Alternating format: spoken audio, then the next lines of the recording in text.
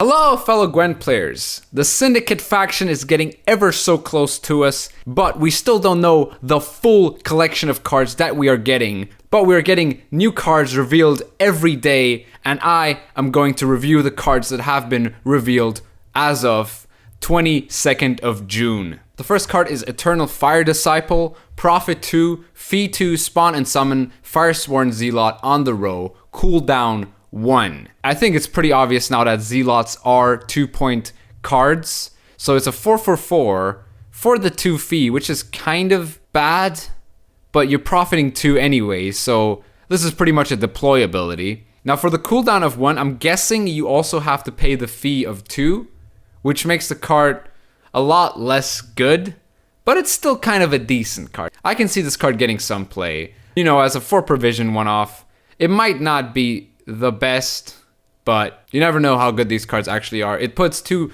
units next to each other, and that's actually kind of strong when you think about the cards that have been revealed to us earlier on the dev stream. The next card is Temple Guard. Now this is a dual faction card. It also works for Northern Realms. Deploy melee, boost 3 adjacent allies by 1. Now my opinion on this card is that it's complete and utter trash. This is arguably one of the worst cards to come out so far of this expansion, because it's a 5/4, which isn't even that good. Plus it's very, very conditional, and it's melee locked. There's just too much conditions going on here for a 4 provision card for anyone to actually be running this card. I think this card will see play on day 1. Other than that, 0 play. This card is completely garbage. Even in Northern Realms, there are better 4 provision cards. This card's just bad. I'm just gonna straight up say this card is actually just bad. Next card is Congregation.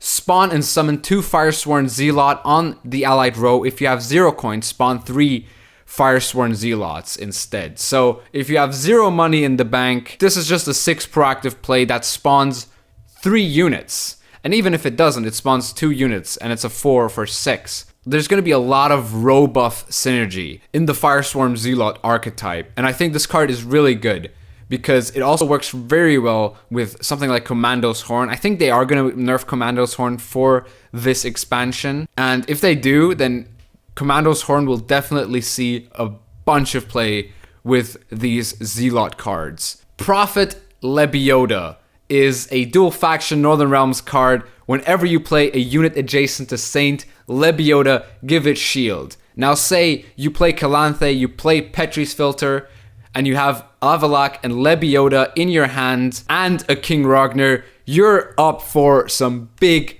point shield drains with that King Ragnar, because this card is really strong for that certain instance. Every other instance, this card will get locked, destroyed, killed. But that's not that bad for Northern Realms, as Neneki is the only 6-point base card in Northern Realms that has some sort of playability value. And this at a 6 will see quite some play, as it is a very good removal bait for sure. It might not be able to carry Northern Realms by itself, but I do think it is a great addition to Northern Realms, because Northern Realms in its current state is arguably, not even arguably, the Northern Realms in its current state is absolutely terrible, and just no one should play Northern Realms right now if they're looking to climb the ranks. And this card might help them, it might also not, who knows, but I do like the card. It might not have any synergy with the Syndicate. They might have only printed this card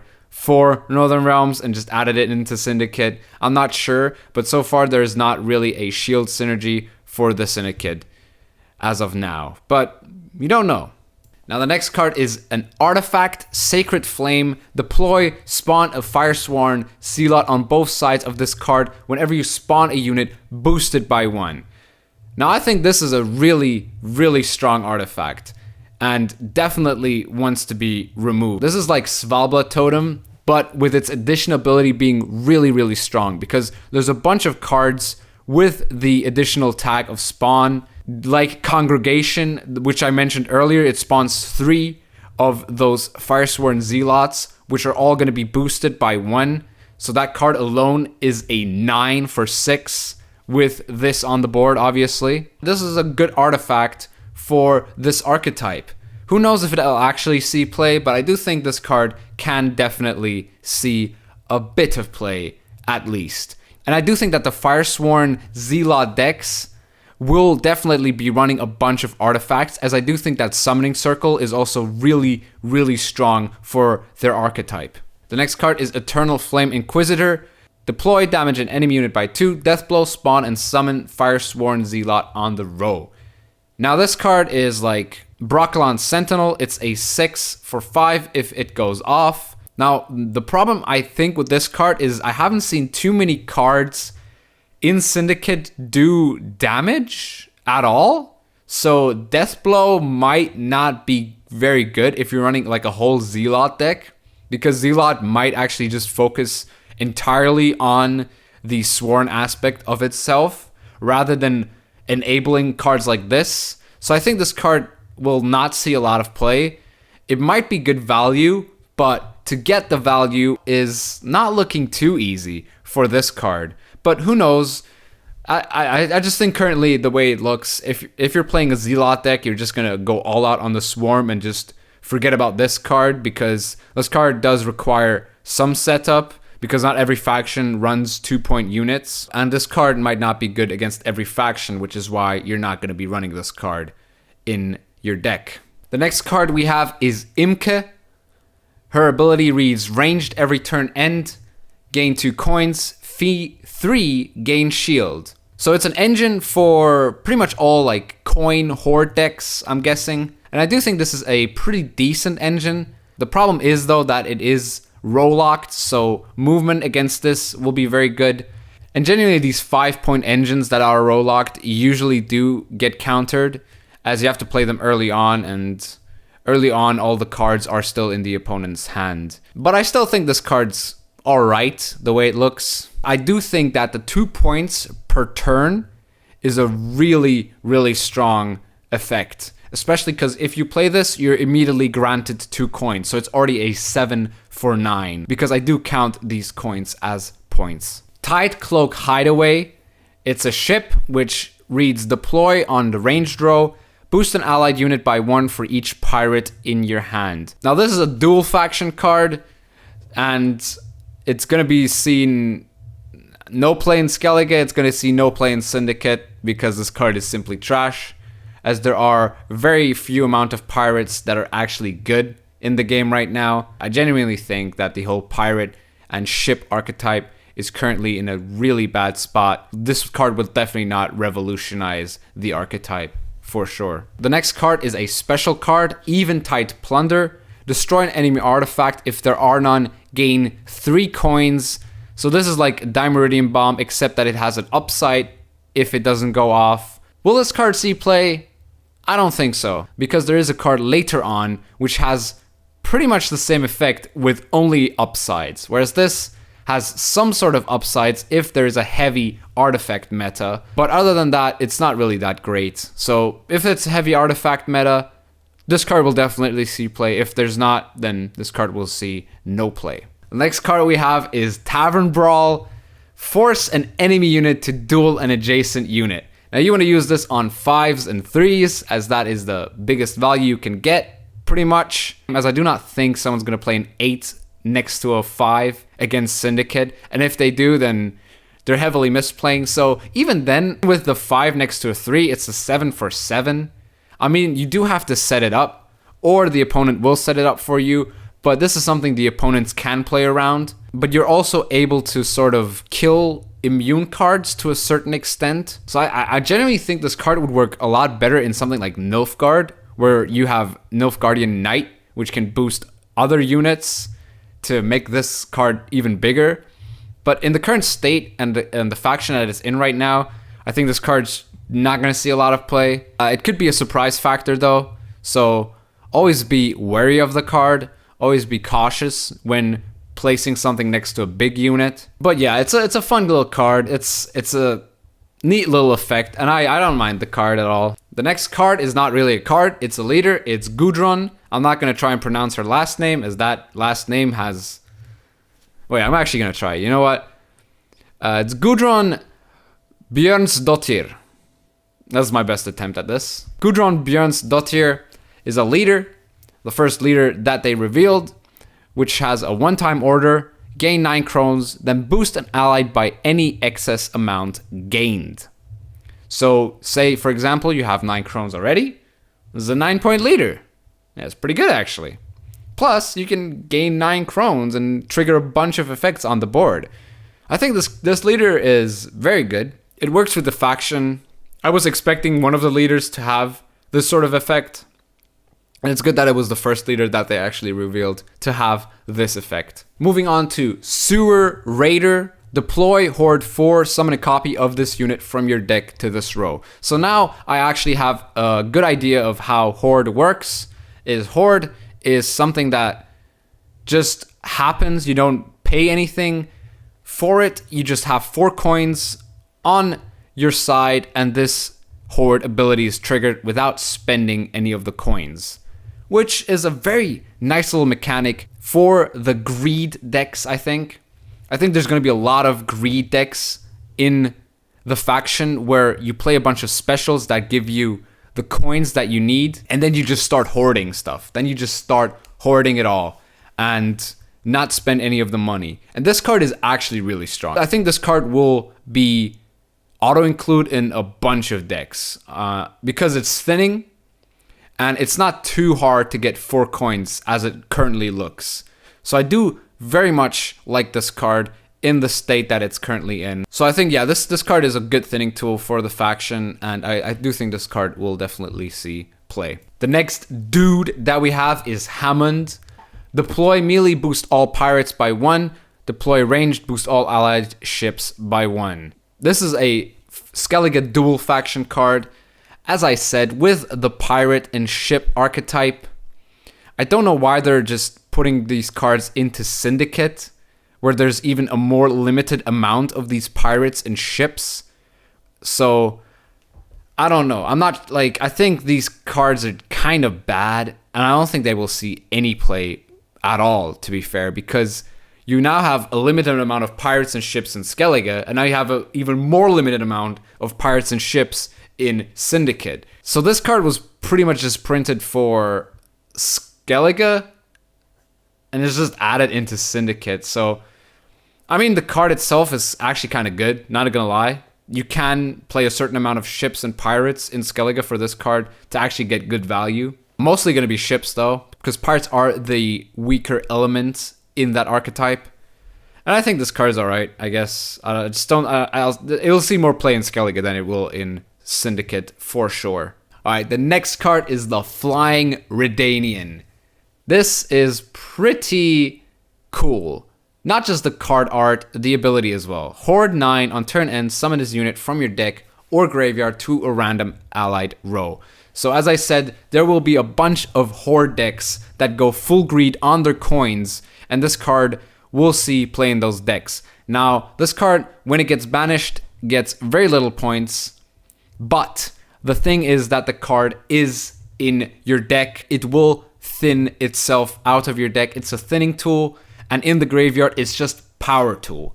So I do think there will be a bunch of banish and muzzle effects coming with the start of this faction introduction, and this card will definitely be a target for those effects. But I still like the effect. It's a decent effect. It's like a Ceres and an Ellerin at the same time. This card's all around decent, but I think at the start, people are going to tech against it heavily. So I would be cautious when playing this card. I think at the start, people will tech against this. So maybe later when the meta has settled a bit more, you can play this card. I will definitely try this card though, as it is a big name in this faction so far. It's one of the big cards that I'm looking forward to use. Next card is Bincy Boomerholt. Ranged, whenever you gain crones, boost self by 1 for each crone gained. Now, there's a certain leader that I've just talked about earlier, which this card is absolutely insane with. You're getting 9 crones if you have 0. You play this card, you got a 13-point card. That itself keeps boosting itself every time you're gaining crones. Obviously susceptible to big removal, but you can control this. You can very well control this. And I do think this card will be auto-include in Gudrun decks. You can also play this as a proactive play, but it's just gonna die. This is like a Hubert, like a dagger, which works really well with a certain leader. And in this case, it's Gudrun, and I will definitely be trying out some funny combos with this card, for sure. Next card is Tight Cloak Ransackers. Deploy, damage an enemy unit by 2, death blow, gain 2 coins. Hoard 5, trigger the death blow even if the enemy unit survived. Now this is a very strong card because it is a 4 provision card. Hoard 5 shouldn't be too hard to trigger, shouldn't be too hard to get, and I think this card is pretty damn good, honestly. For a 4 provision card, it'll definitely see some play in certain decks, and I do think this card is a very, very strong card. If you have the Hoard 5, it's a 6 for 4, because you do count the coins. You're going to have 7 coins at the end of it, and 7 coins can do a bunch of damage, it seems. So yeah, this is a pretty good card, but the problem I have with it, it's a late play. Now, you would like to play your 4s and 5 provision cards rather early on, and this you might have to play a bit later. I don't know, maybe in that case it's bad, but I do think this is a decent card for sure. The next card is Fence. Deploy, ranged, gain vitality for a duration equal to your crown count. Tribute 3, boost self by your crown count instead. So the highest this can possibly get is obviously a 12 for a 4 provision card. That's bonkers, but it will get killed a lot. It's a 4 on drop, which is, it's good. It's good, definitely. The Tribute 3 does also kind of help. So the thing is, you play this card in the same decks as you play Bincy, because if you don't draw Bincy, you can play this instead. It's not as strong as Bincy, but it sort of is the same like potential that you're looking for. And it's just a big point card at some point. But for 4 provisions, this card is absolutely nuts. This card will be auto-include in a bunch of decks, not just Horde decks, pretty much every deck. Because you can play this just for a 7 if you have 4 Crones in your deck, and the opponent has to remove it. And removal is very expensive if it is just simply on a 4 provision card.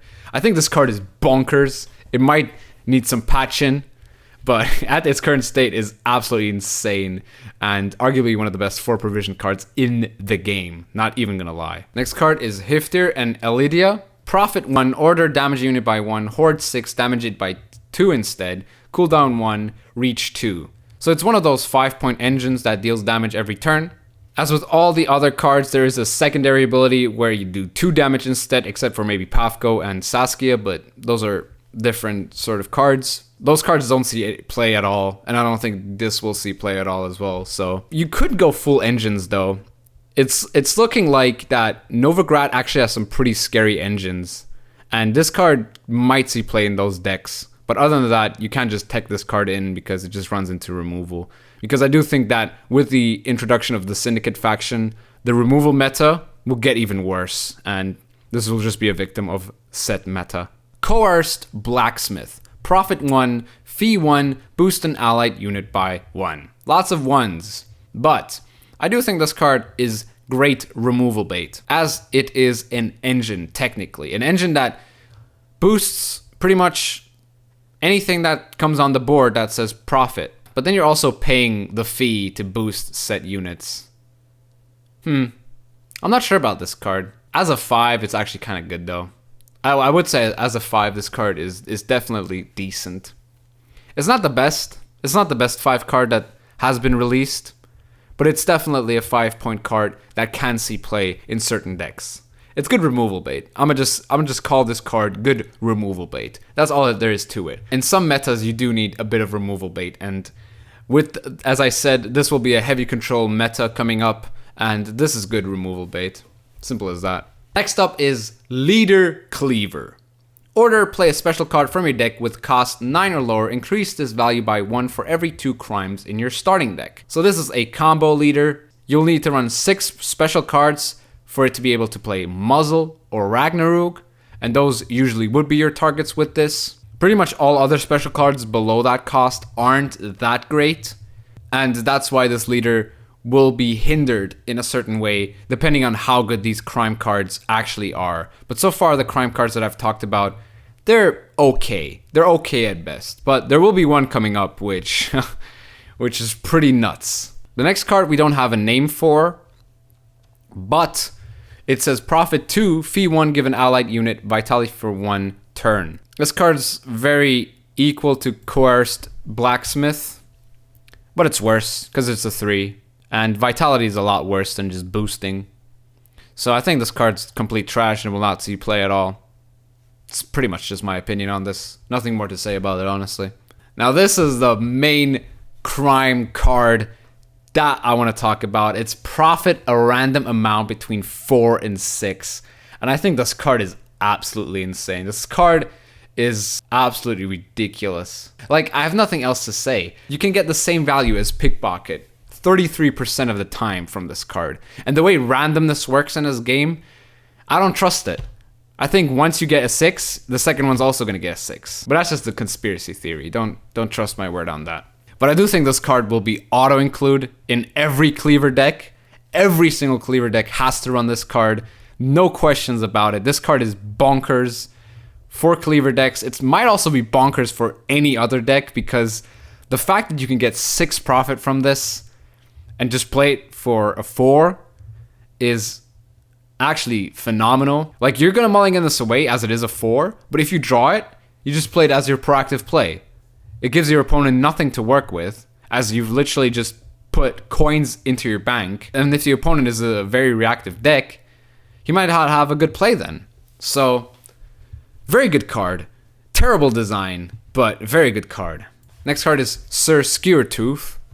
This is a Intimidate 2, Tribute 4, gain immune. Now, Intimidate 2 means it boosts itself by 2 every time you play a crime card. And Tribute 4 is on the deploy ability, so you pay 4 coins and this gains immunity.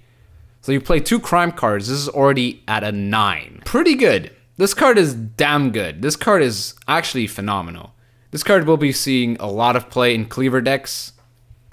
Because of its immunity, it's a very, very ridiculous card. 2 points per every crime card you play. Now, you don't have to play a lot of crime cards, but just playing 3 in a round. And this card gets you a total of 11 points, which is really good for 8 provisions. It's 11 immune. I think this card's bonkers, absolutely insane because of the immunity. This next card is a dual faction for Scoia'tael, Cleaver's Muscle it's called. It's a 5-point card, 5 provision, and it just gains the shield. Now you would say this card is so simple it's actually bad. Well, no, it's not.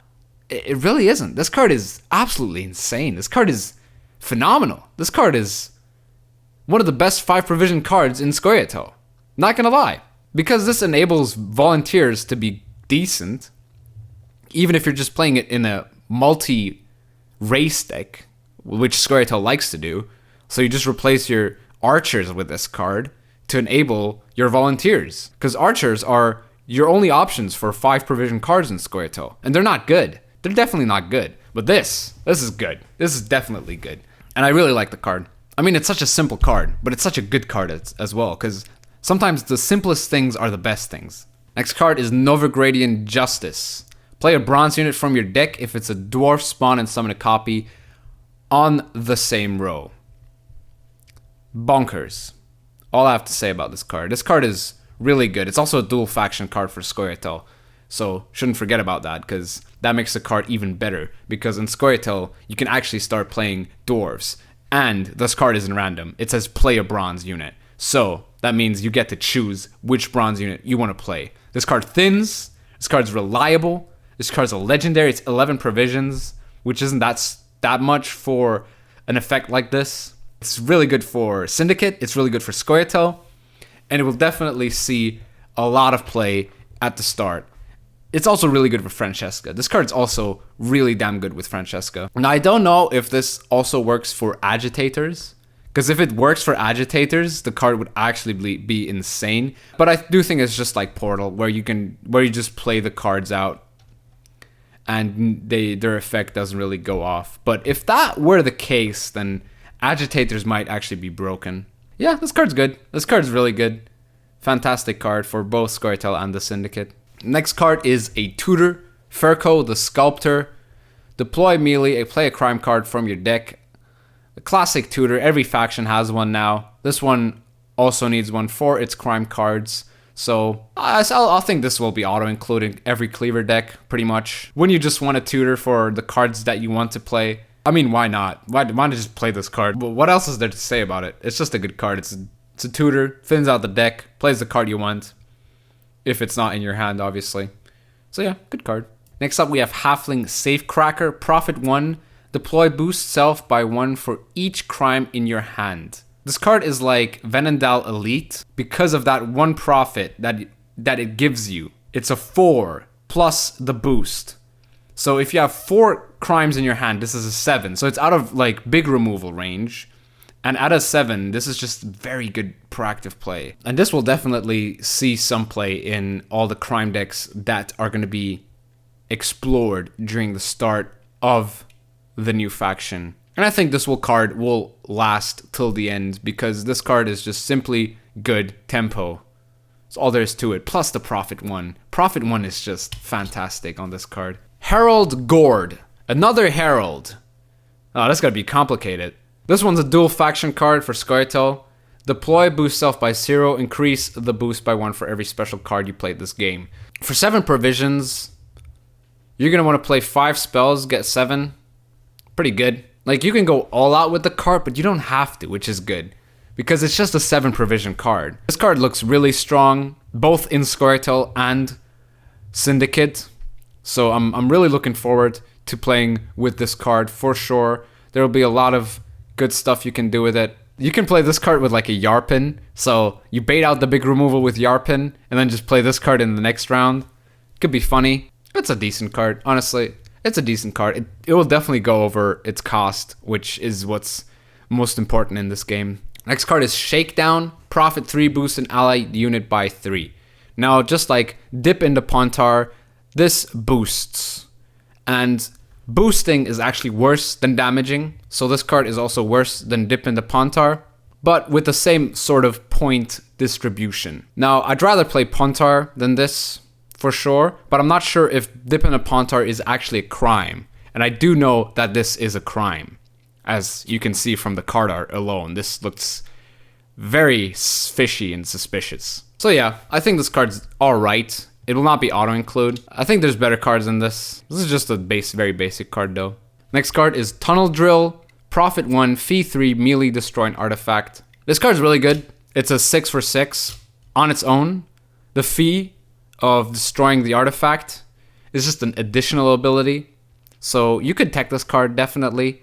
It's definitely better than Eventide Plunder if you're playing for artifact removal, because Eventide Plunder is a 4, and this is just a 6, so you're just paying 2 more, but you're getting 5 points regardless, plus the 1 profit.